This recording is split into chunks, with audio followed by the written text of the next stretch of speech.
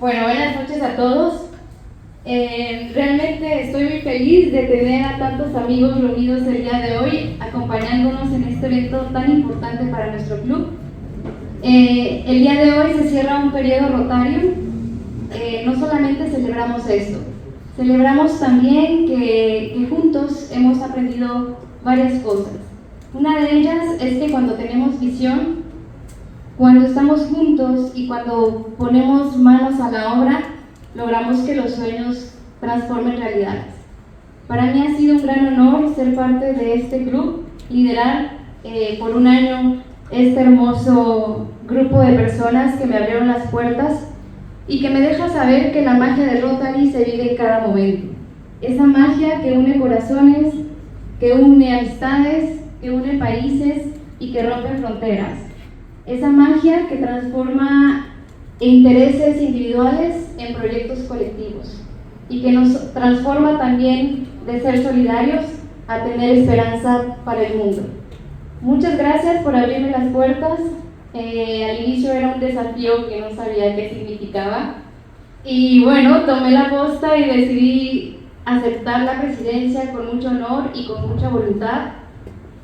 Y bueno, gracias a ustedes, el apoyo que me dieron, la guía, los consejos de mis amigos past presidents de otros países, pues han significado bastante para mí y me han ayudado a culminar este año con mucha gratitud. Pese a que no soy paraguaya, me siento muy honrada de que me hayan elegido como su presidenta por este año, lo cual no significa que mi corazón no sea paraguayo.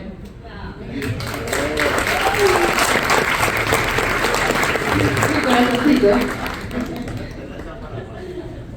Y bueno, agradecerle profundamente a toda la mesa directiva, la junta directiva que siempre ha estado presente con mucho compromiso y que me apoyó en todo momento.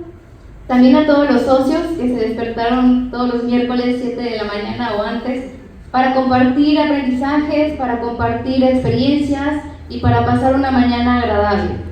A las familias de los socios que están presentes, gracias porque son parte de nosotros, son parte de esta gran familia. Y gracias también a Rotary, que es el ente que nos recuerda que el liderazgo no se trata de jerarquías, liderazgo se trata de poder transformar, servir con generosidad y con mucha humildad. Muchas gracias y le doy la gran bienvenida a nuestro nuevo presidente Néstor. Estoy segura que hará una labor muy buena.